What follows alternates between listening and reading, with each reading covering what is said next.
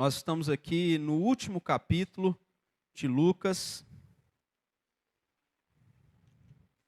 Hoje pela manhã nós caminhamos pensando sobre aquelas 3 mulheres que foram ao túmulo do Senhor Jesus Cristo.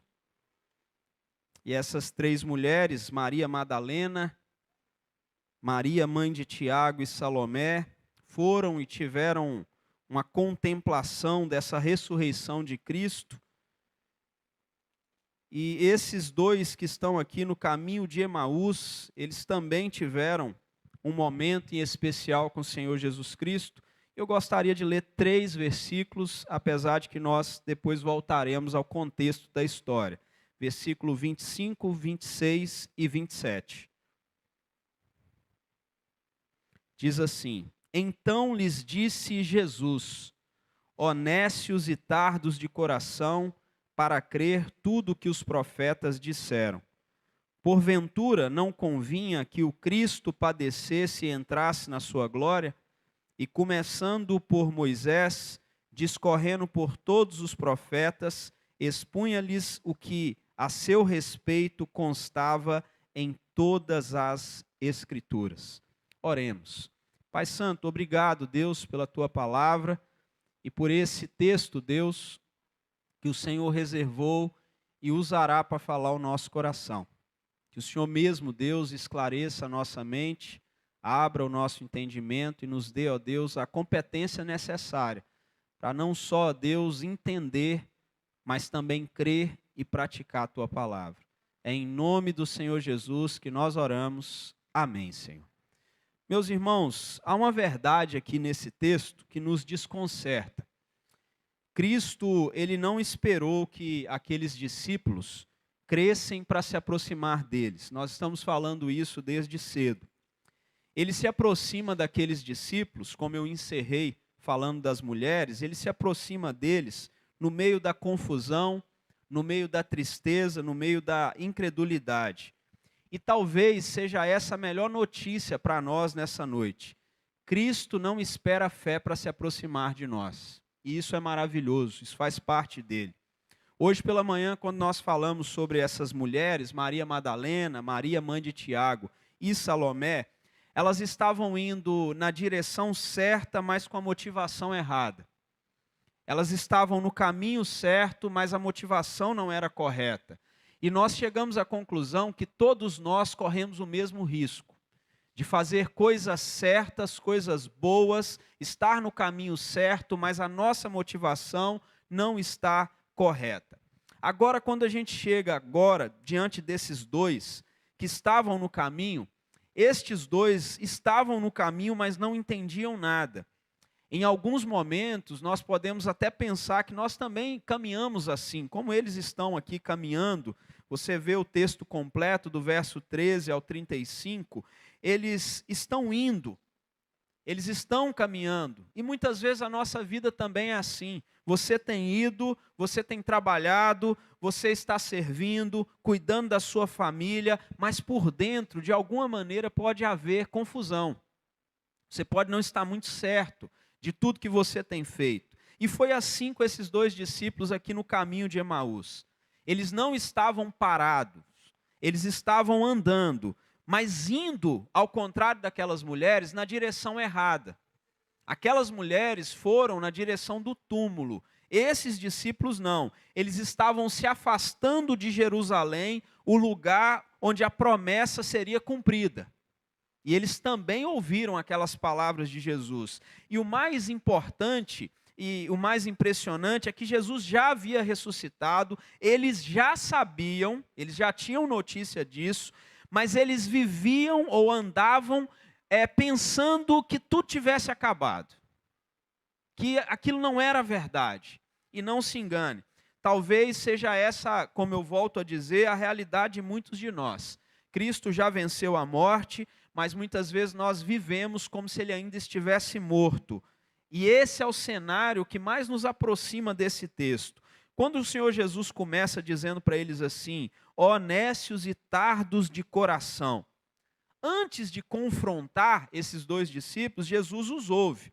O contexto aqui do verso 13 até o verso 24, veja bem. Os dois discípulos estão caminhando de Jerusalém para Emaús.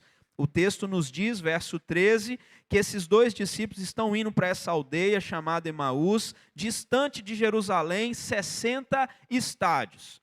Eles estão indo e o texto diz que eles iam conversando a respeito de todas as coisas sucedidas. Verso 14, eles estão conversando, mas o texto diz que eles também estão tristes. Aconteceu que enquanto conversavam e discutiam, verso 15, o próprio Jesus se aproximou e ia com eles.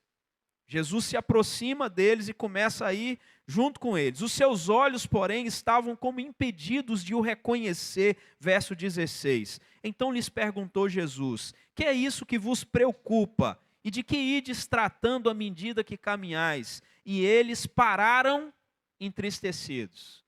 Então o texto diz que eles estão conversando, o texto diz que eles estão entristecidos, a ponto de, quando Jesus pergunta de que eles conversam, eles param no caminho de tristeza. Eles estão discutindo, diz o texto, mas sem entendimento. Se você continua no verso 18, 19, porém chamado Cleopas respondeu dizendo: és o único, porventura, que tendo estado em Jerusalém, ignoras as ocorrências desses últimos dias? Como que é possível que você não sabe o que aconteceu? Verso 19, ele lhes perguntou: quais? E explicaram. Olha como é que eles explicam. O que aconteceu a Jesus, o Nazareno, que era varão profeta, poderoso em obras e palavras diante de Deus e de todo o povo, e como os principais sacerdotes e as nossas autoridades o entregaram para ser condenado à morte e o crucificaram. Ora, nós esperávamos que fosse ele quem havia de redimir a Israel, mas depois de tudo isso é já este o terceiro dia desde que tais coisas sucederam. E olha como é que eles já sabem. Olha o verso 22. É verdade também que algumas mulheres das que conosco estavam nos surpreenderam, tendo ido de madrugada ao túmulo. Eles sabiam. Eles já tinham recebido a notícia, mas eles continuam frustrados, continuam decepcionados, e quando Jesus se aproxima, eles não o reconhecem porque ele não se dá a conhecer, mas eles estão ali explicando para o próprio Cristo, Jesus de Nazaré, aquele que era poderoso em obras, poderoso em palavras. E não perca essa palavrinha que eles usam aqui: nós esperávamos que fosse ele que nos redimisse. Não perca isso, porque isso muda tudo.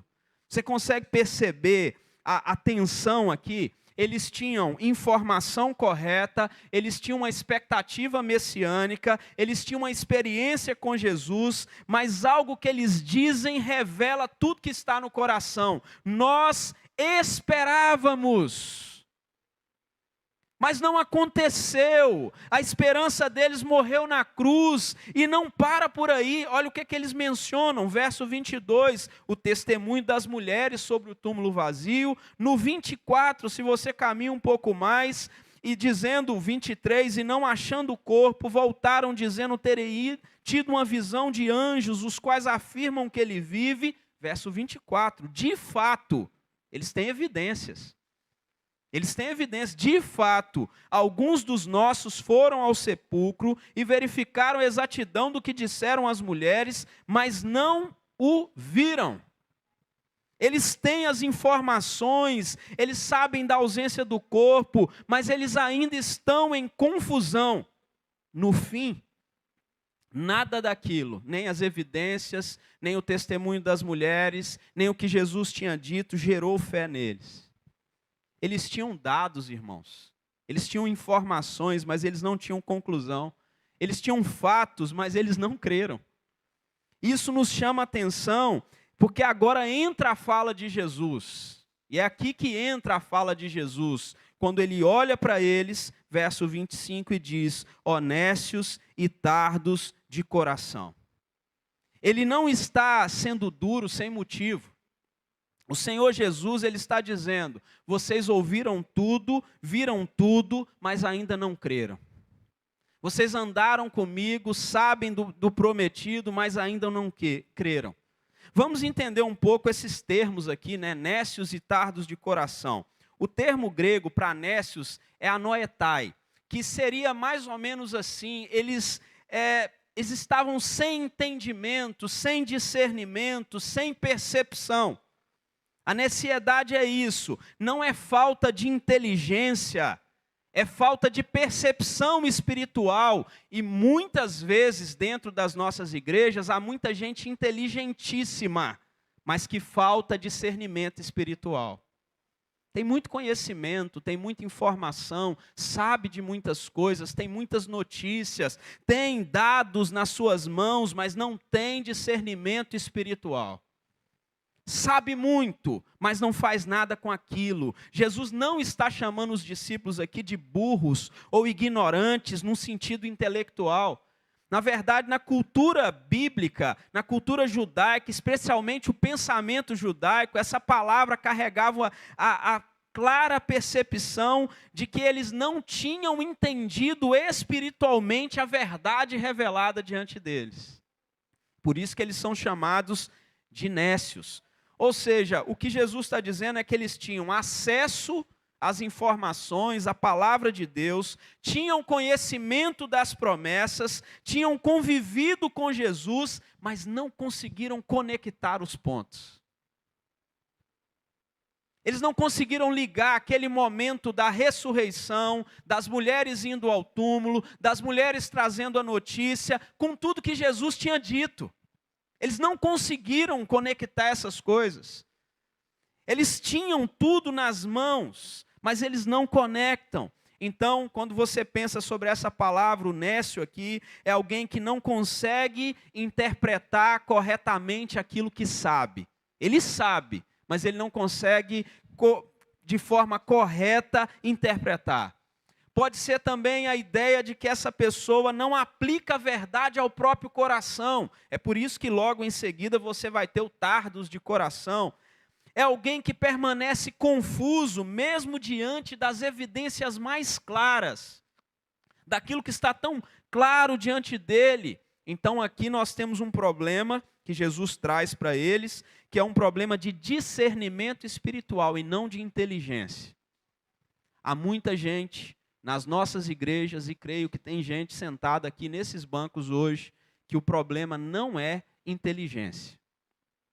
É falta de percepção espiritual do que Deus quer, do que Deus deseja, de quem é Deus, do que Ele diz na sua palavra. A segunda expressão que você encontra aqui é a expressão tardos de coração, e do jeito que foi traduzido, fica muito claro para nós, é essa expressão mesmo, porque o tardos é o bradez aqui, do grego é lento, vagaroso, demorado, é o tardos mesmo que a gente entende, é bem demorado, e coração muda um pouco, talvez a percepção, porque para o judeu daquela época, para a ideia bíblica, o coração é o centro da vida interior. É de onde flui tudo, as vontades, as emoções, a fé. E o texto está dizendo, vocês são demorados nas decisões, demorados nas aplicações, na mentalidade bíblica.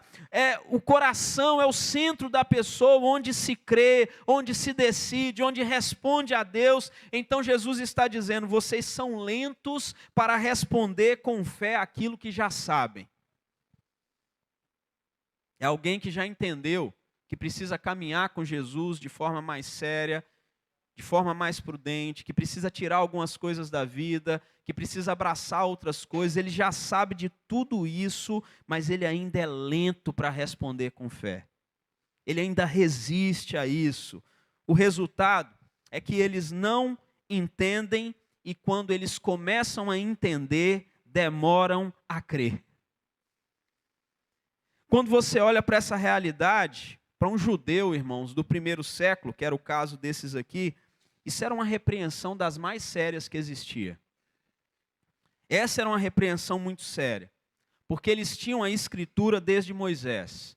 Eles aguardavam o Messias, eles conheciam as promessas, ainda assim, eles estavam lentos em confiar no que Deus já havia revelado. No que Deus já tinha dito. Jesus não está aqui, irmãos, lidando então com gente que não tem informação. Nós somos a geração mais bem informada que já existiu. Jesus não lida com pessoas sem informação. Jesus, ele não está lidando com pessoas que não conhecem as coisas, ou que não têm acesso às coisas. É o que está acontecendo nesse texto, é o que acontece no nosso tempo. Ele está lidando com pessoas que têm um coração que demora para crer. É isso que ele está lidando. Eles sabiam, mas eles não respondiam. O problema não é fé que tem em Cristo, ou na palavra que Cristo disse enquanto estava ali com eles. O problema é uma fé que não só não consegue entender, mas agora também não se rende ao entendimento. O problema deles não era a ausência, por exemplo, de luz, era a demora em caminhar na luz, em entender quem era Cristo. Uma ilustração que talvez pode nos ajudar. É como alguém que recebe um diagnóstico correto, tem acesso ao tratamento correto, mas não segue a orientação médica. É disso que se trata. Eles recebiam um diagnóstico, era correto, tinham acesso, mas não seguiam a orientação. Então não era falta de acesso ao tratamento, era uma resistência. É alguém que tem evidências, ou todas as evidências, mas ele continua dizendo, eu não sei. É alguém que tem todas as provas nas suas mãos ali, não tem como negar, e ele diz assim, não sei, eu não tenho conhecimento. Então nós estamos tratando aqui de Jesus conversando com esses discípulos e dizendo, não se trata de uma dúvida honesta, se trata de um coração travado, teimoso, duro. E nós, muitas vezes, irmãos, somos assim. Temos todas as informações, sabemos o que tem que ser feito, conhecemos a palavra de Deus, conhecemos o Evangelho, ouvimos do Evangelho, sabemos das promessas, e ainda assim queremos viver a nossa maneira, do nosso jeito. Quantas vezes, irmãos, porque nós seguimos algumas tradições, até tradições religiosas ou da igreja, nós seguimos tão cegamente que nem paramos para pensar se aquilo é bíblico, se é aquilo que Deus quer, se é aquilo que Deus pediu, se é aquilo que Ele ordenou. E é o que está acontecendo aqui, não é uma crise de informação, é uma crise de fé. Por isso a oração, irmãos, continua necessária sendo, Senhor, aumenta a minha fé. Ou até mesmo, Senhor, me dê fé. Mas veja agora, se nós partimos do verso 25, ele falando, nécios e tardos de coração para crer tudo que os profetas disseram, verso 26, porventura, Jesus dizendo, porventura não convinha que o Cristo padecesse e entrasse na sua glória. Aqui Jesus corrige, irmãos, a teologia deles. Eles queriam, quando eles dizem esperávamos, ele corrige eles porque eles queriam glória sem cruz, vitória sem dor, reino sem sofrimento. Eles queriam e vinham numa perspectiva das coisas acontecerem de forma mais fácil, como o abrir do mar para atravessar o povo. Eles queriam coisas assim, que Deus se manifestasse dessa forma, mas Jesus diz, convinha, era necessário. É Jesus dizendo o seguinte, olha, a cruz não foi um erro, a cruz não foi o plano B, foi o centro do plano de Deus. Cristo tinha que padecer, está escrito pelos profetas. É como aquela pessoa, e assim viviam esses discípulos, é como alguém que assiste apenas a parte final de um filme e diz assim, não gostei não, muito sofrimento, não gostei desse filme. É como alguém que olha para um campeão, para um atleta lá no pódio, mas ele não viu os treinos, ele não viu as renúncias, ele não viu as lesões que foram vencidas. A glória, irmãos, é Jesus dizendo, só faz sentido depois de todo o processo. A maioria de nós se frustra muito com Deus, porque nós chegamos até Deus com a expectativa errada. queremos respostas rápidas, como a do rei Ezequias, nós queremos caminhos fáceis, nós queremos uma vida sem dor, mas o padrão de Deus é outro. E o padrão de Deus, e é isso que Jesus está corrigindo na teologia deles, o padrão de Deus é que a cruz vem antes da glória. E deixa eu te informar, isso não é sobre Cristo, é sobre nós também. A cruz vem antes da glória. Mas agora nós chegamos ao verso 27, e diz assim: e começando por Moisés, discorrendo por todos os profetas, expunha-lhes o que a seu respeito constava em todas as Escrituras. Meus irmãos, essa é uma cena das mais impressionantes da Bíblia. Por favor, não perca essa cena, porque talvez desse trecho inteiro do caminho de Emaús, tirando a parte que Jesus se revela a eles quando parte o pão e eles então o veem, essa parte aqui é uma parte impressionante. Sejamos sinceros, provavelmente você não parou para pensar na envergadura disso aqui. Imagina, Jesus ressurreto, caminhando ao lado deles, explicando a Bíblia. De Moisés até todos os profetas. Você consegue imaginar uma cena dessa? Que cena, que aula, irmãos. Que momento. É aquele momento que você não olha notificação nenhuma no celular. Que você não, se tem alguém te esperando, você não se importa de dizer que você atrasou, de te xingar, de falar qualquer coisa com você, você não importa. É aquele momento que você não quer perder. E o tempo da caminhada, falou aqui 60 estádios, mais ou menos 11, 12 quilômetros, né? Naquela época, eu fiz uma pesquisa, duraria uma caminhada de 2 ou 3 horas de caminhada. Se você puxar para os dados de um atleta de elite, ele gasta 35, 40 minutos para correr esse trecho, mas eles não estavam correndo, eles estão andando. E lembre-se, quando eles ficaram tristes pela pergunta de Jesus, eles até pararam no caminho. É uma caminhada tranquila, eles estão caminhando, preocupados, provavelmente frustrados, conversando, ouvindo, e por algumas horas, eu posso dizer assim, o próprio Cristo discorreu sobre si mesmo, de Moisés e por todos os profetas. Como nós gostaríamos de estar num momento como esse, né? Imagina você caminhar com o Senhor Jesus Cristo por 3 horas. Ele explicando o Pentateuco, conectando com Isaías, mostrando sobre si mesmo nos Salmos, dizendo, olha, isso fala desse Cristo, isso também fala. Não era uma palestra, era a revelação. E olha que cena linda, né? Quando eu parei para pensar nisso, eu fiquei imaginando tudo isso, e veio na minha cabeça logo o início do Evangelho de João, o Verbo encarnado explicando a si mesmo. Que coisa linda, irmãos.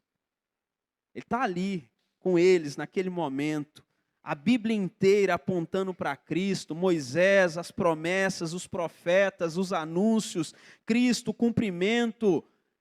É Cristo mostrando para nós que a Escritura Sagrada não é sobre nós, é sobre Ele. Tudo é sobre Cristo. O nosso maior erro, irmãos, não é nem não ler a Bíblia. O nosso maior erro é ler a Bíblia e não encontrar Cristo nela. É achar que Davi e Golias é sobre Davi, é sobre nós vencermos gigantes. É achar que a fuga de Jonas é sobre nós. É encontrar a nossa vida nessas histórias e dizer, tá vendo? Você pode vencer seus gigantes. Não, irmãos, é tudo sobre Cristo. Tudo aponta para Ele. Você pode ler a Bíblia todos os dias, incansavelmente, e sair dessa leitura com regras, princípios, lições morais maravilhosas, mas ainda assim perder Jesus. Não encontrar Jesus, e sem Cristo a leitura da Bíblia pode se tornar apenas um peso terrível, um peso que você não consegue carregar. Um peso onde não tem graça, não tem misericórdia, não tem salvação. Nós precisamos ler a Bíblia encontrando Cristo, porque Ele mesmo explicou tudo que as Escrituras dizem sobre Ele. Que cena maravilhosa. Mais adiante, e aqui a gente caminha para aplicar esse texto para o nosso coração, quando depois que Jesus se revela a eles, olha o verso 32, que maravilha. E disseram um ao outro: porventura, não nos ardia o coração quando ele pelo caminho nos falava, quando nos expunha as Escrituras? Você consegue perceber isso, irmãos? O coração antes era o quê? O que Jesus chamou eles? De tardos de coração. Mas o que eles estão dizendo? Nosso coração começou o quê? A arder, enquanto ele conversava conosco. Enquanto Jesus caminhava com eles, o coração foi ardendo. O que mudou, irmãos? Foi o caminho? Não. Foi as circunstâncias? Não. Foi a presença de Cristo, a voz de Cristo, a palavra sendo ensinada pelo próprio Cristo. E algo ainda maior, eles caminhavam com um Cristo vivo e não sabiam. A ressurreição já havia acontecido, mesmo quando eles ainda estavam confusos. E veja bem isso, Jesus, irmãos, não ressuscitou porque eles creram. Ele não ressuscitou porque eles tinham fé. Eles creram porque Ele ressuscitou. É algo bem diferente. A fé era fraca, o entendimento deles era limitado, o coração era lento, mas Cristo já estava vivo. Por vezes nós podemos estar frustrados, quem sabe confusos, com a fé até enfraquecida, mas a esperança do Evangelho não está na força da nossa fé.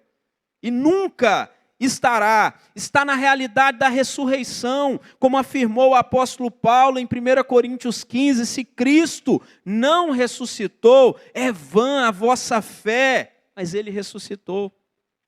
Cristo não está no túmulo, nem distante de nós, Ele está vivo, Ele se aproxima no caminho. Eles só o reconhecem ao partir do pão, e então tudo fez sentido. A cruz, o sofrimento, a ausência, a ressurreição iluminou o que antes era confuso, e por isso, hoje a pergunta que nós deixamos para o nosso coração, não é se a gente já entendeu tudo do Evangelho. Provavelmente você não entendeu tudo. Ou se a sua fé é uma fé perfeita. Essa também não é a pergunta para nós. A pergunta, irmãos, é se nós estamos dispostos a deixar Jesus abrir nossos olhos. Porque esse Cristo, por fim, aqueles homens entenderam, mas quando Cristo começou a caminhar com eles, eles não entendiam ainda. Jesus caminhou com eles quando eles não entendiam nada, quando estavam confusos, quando tinham informações. Não foi de modo algum a fé deles que trouxe Cristo para o caminho, foi o Cristo que trouxe fé para o caminho daqueles homens, para o coração daqueles homens. E talvez tudo que você precisa orar a Deus e pedir na sua própria vida é dizer: Senhor, eu não quero mais caminhar sozinho. Eu estou precisando do Senhor no meu caminho, Senhor. Eu caminho por aí, às vezes confuso, às vezes sem direção, às vezes com muitas dúvidas. Senhor, eu preciso do Senhor comigo. Eu preciso que o Senhor caminhe comigo. E hoje, ao nos aproximarmos dessa mesa, nós não viemos porque a nossa fé é uma fé perfeita. Nós não chegamos até a mesa porque a nossa fé é suficiente. Nós viemos até essa mesa porque Cristo se aproximou primeiro. As Escrituras nos dizem que nós o amamos porque Ele nos amou primeiro. Todo passo foi dado por Deus. E louvado, irmãos, louvado seja Deus pelo fato de que Cristo não espera fé para se aproximar de nós. Ele se aproxima. E às vezes você está no caminho, andando, confuso, sem ter todas as respostas, mas Ele se aproxima. Ele se aproxima e olha quanta misericórdia e graça. Ele chama eles de nécios, de tardos de coração, mas Ele tira um tempo para explicar de novo. Deixa eu te perguntar, em todos esses anos de caminhada cristã, quantas vezes Deus precisará te explicar a mesma coisa? Quantas vezes Ele precisará chamar a sua atenção aos mesmos assuntos? Nas mesmas áreas, para que você mude? Quantas vezes? As Escrituras nos mostram que Ele tem misericórdia de nós. Ele, na sua graça infinita, Ele se aproxima. E se for preciso, Ele explica de Moisés até todos os profetas. Para que você abra seus olhos e possa enxergar quem é Cristo de verdade. Não o Cristo histórico só. Não aquele que mudou só os nossos números históricos, mas o Cristo que nos salva. Ele então se revela a eles e eles ficam ali com essa boa notícia. E quem esteve aqui pela manhã se lembra que eles vão lá e contam para os 11. E os 11 não deram crédito para eles. Até que Jesus, mais uma vez em graça e misericórdia, se aproxima dos 11.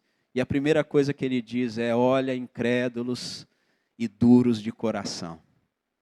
O que nos faz pensar que nós somos diferentes, né? Desses mesmos discípulos?